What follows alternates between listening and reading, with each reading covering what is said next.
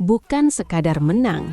Alwi Farhan baru saja mengubah Swiss Open menjadi panggung teror yang membuat Cina terpukul dan Singapura mulai gemetar.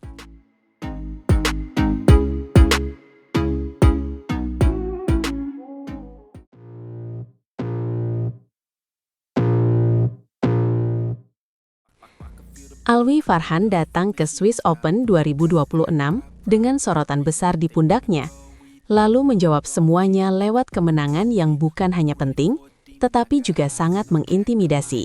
St. Jacobs Hall di Basel benar-benar menjadi panggung pembuktian, karena unggulan ke-6 Indonesia itu tidak sekedar melewati babak pertama, melainkan merobohkan mental Hu Zean dengan permainan yang makin buas dari menit ke menit. Dari skor akhir saja, orang mungkin mengira laga ini berjalan aman, padahal kenyataannya penuh tekanan. Karena sejak awal Alwi harus menghadapi lawan ulet dari Cina yang berusaha menarik pertandingan ke wilayah perang saraf.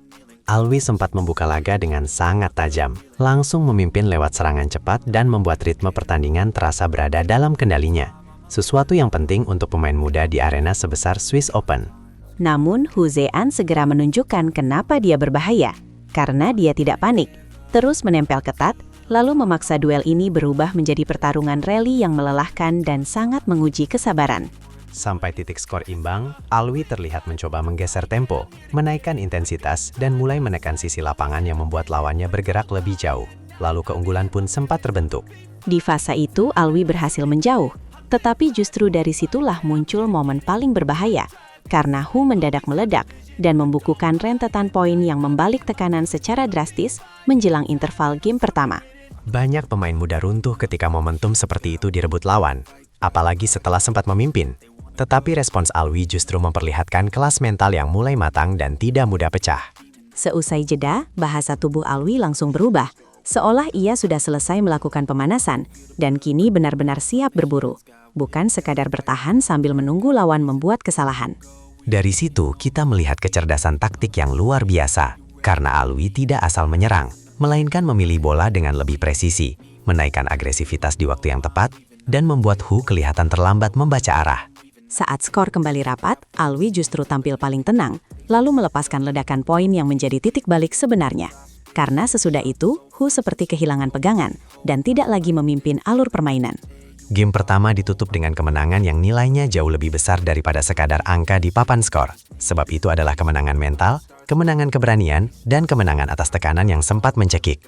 Kalau game pembuka tadi masih bisa disebut duel strategi, maka game kedua adalah wajah asli Alwi Farhan yang sedang berada dalam mode paling berbahaya di Swiss Open 2026.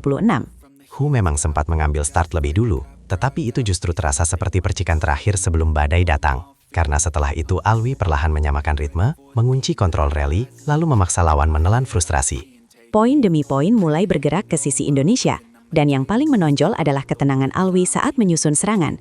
Tidak buru-buru, tidak ceroboh, tetapi tetap tajam dan menusuk di saat lawan mulai goyah. Setelah interval game kedua, pertandingan seperti berubah menjadi demonstrasi kekuatan, sebab Alwi merilis performa monster yang benar-benar membuat Hu Zean hanya berlari mengejar bayangan di seluruh penjuru lapangan. Rentetan poin tanpa balas itu sangat telak dan sangat kejam, karena bukan hanya memperlebar jarak, tetapi juga mengirim pesan ke semua calon lawan, bahwa Alwi sudah menemukan sentuhan, rasa percaya diri dan adaptasi arena secara penuh. Serangannya makin rapi, penempatan bolanya makin tajam, dan gerak kakinya menutup celah seolah lapangan terasa lebih sempit bagi lawan. Itulah mengapa skor akhir game kedua terlihat begitu timpang. Kemenangan atas Hu Zean ini akhirnya membawa Alwi Farhan ke babak 16 besar Swiss Open 2026, dan di sanalah tantangan berikutnya sudah menunggu, yaitu Jason Teh dari Singapura. Di atas kertas, Jason Teh jelas bukan lawan yang bisa diremehkan, tetapi jika melihat performa Alwi di Basel, justru pihak Singapura yang punya alasan lebih besar untuk cemas menjelang pertandingan berikutnya. Mengapa demikian? Karena Alwi sekarang tampak sudah menyatu dengan kondisi lapangan St. Jacobs Hall, mulai dari hembusan angin, pencahayaan arena, sampai timing pukulan yang semakin nyaman dan mematikan. Adaptasi seperti itu sering menjadi pembeda besar di turnamen Eropa, dan ketika seorang pemain muda sudah menemukan rasa percaya diri di arena, lawan biasanya kesulitan menghentikan laju agresivitasnya.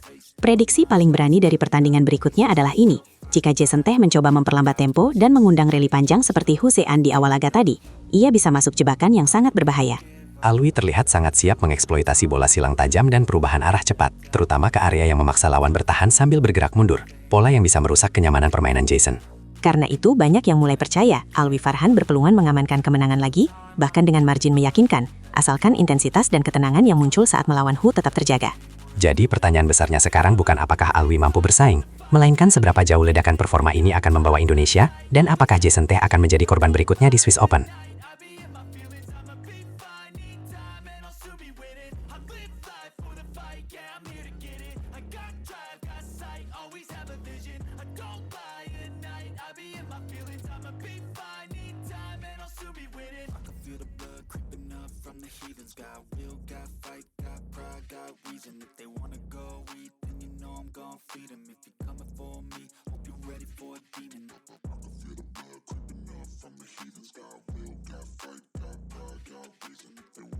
Bangkit setelah dihantam kritik di All England, Leo dan Bagas kini datang ke Swiss Open membawa misi pelampiasan dan balas dendam yang bisa mengguncang turnamen.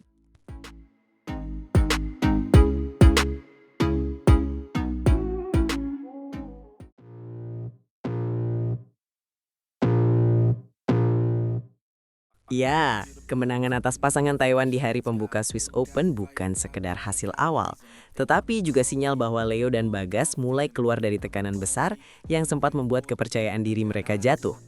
Kita bicara soal pasangan yang datang ke All England dengan ekspektasi tinggi, bahkan membawa status finalis edisi sebelumnya, lalu mendadak tersingkir di babak pertama dengan permainan yang dianggap jauh dari standar mereka sendiri. Kritik pun langsung datang deras karena banyak orang melihat Leo dan Bagas terlalu mudah kehilangan fokus, terlalu banyak memberi poin cuma-cuma, dan gagal menunjukkan kualitas yang sempat membawa mereka juara Thailand Masters. Karena itu, Swiss Open 2026 terasa seperti panggung penghakiman sekaligus kesempatan penebusan. Sebab kalau mereka kembali melempem, sorotan negatif pasti akan semakin keras dan sulit dihentikan. Untungnya respons yang muncul justru berbeda. Karena saat menghadapi Chiang Chien-wei dan Wu Xuanyi, Leo dan Bagas bermain jauh lebih tenang, lebih rapi, dan jauh lebih sigap membaca arah permainan lawan. Hasilnya juga tidak main-main. Mereka menang 2 game langsung dengan skor 21-16 dan 21-14. Sebuah kemenangan yang terlihat sederhana, tetapi sebenarnya sangat penting untuk mental. Benar, sebab dalam kondisi baru diterpa kritik, kemenangan huruf seperti itu punya efek besar. Karena pemain akhirnya merasa bahwa latihan, evaluasi, dan perubahan fokus yang dilakukan setelah All England benar-benar bekerja. Leo sendiri mengaku mempelajari apa yang terjadi di All England, terutama mengapa persiapan yang sudah panjang tetap berujung gagal. Dan dari situ ia menyimpulkan bahwa fokus mereka memang sempat tidak terjaga. Pengakuan itu penting karena menunjukkan mereka tidak lari dari masalah, justru menghadapinya dengan jujur, lalu datang ke Swiss Open dengan niat bangkit, bukan sekedar berharap lawan bermain buruk. Sementara Bagas menegaskan perbaikan mereka terlihat dari cara membaca situasi, terutama keberanian membatasi bola atas lawan yang punya postur tinggi besar dan pukulan keras, sehingga ritme lawan tidak dibiarkan berkembang liar.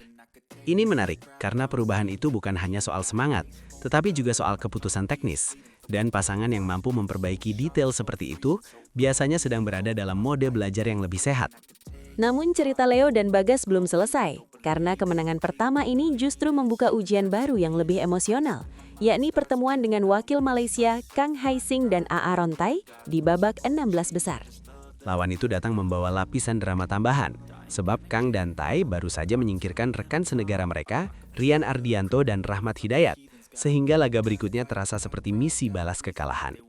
Jadi, Swiss Open sekarang bukan hanya soal pelampiasan setelah All England, melainkan juga soal harga diri sektor ganda putra Indonesia, karena Leo dan Bagas menjadi satu-satunya wakil tersisa yang masih bertahan. Status sebagai wakil terakhir bisa menjadi beban, tetapi dari komentar Bagas, justru terlihat bahwa mereka ingin menjalaninya dengan lebih enjoy dan lebih tenang, dua hal yang kemarin terasa kurang saat tampil di panggung besar. Dan di titik ini, ketenangan itu bisa jadi senjata utama. Karena pasangan yang baru saja dihajai kritik biasanya rawan bermain terburu-buru, ingin cepat membungkam semua suara, lalu justru masuk jebakan kesalahan sendiri. Kalau Leo dan Bagas mampu menjaga kepala tetap dingin, mereka punya cukup kualitas untuk menekan lebih dulu, menguasai tempo, dan memaksa Kang serta Arontai bermain di area yang tidak nyaman. Yang paling meyakinkan dari laga pertama kemarin adalah bahasa tubuh mereka. Karena tidak terlihat panik, tidak mudah terpecah setelah rally panjang, dan lebih kompak dalam transisi menyerang maupun bertahan. Itu detail yang sering tidak masuk statistik, tetapi sangat menentukan. Apalagi di turnamen seperti Swiss Open, ketika pemain datang membawa sisa emosi dari kekalahan sebelumnya dan harus segera membalikan keadaan. Duel pada Kamis 12 Maret 2026 akan menjadi ukuran apakah kebangkitan ini benar-benar nyata atau baru sebatas reaksi awal setelah rasa malu di All England menusuk terlalu dalam. Jika mereka menang lagi, narasinya berubah total. Dari pasangan yang dituding melempem menjadi pasangan yang mampu menyerap pelajaran pahit, lalu bangkit dengan kepala tegak saat tekanan justru sedang maksimal.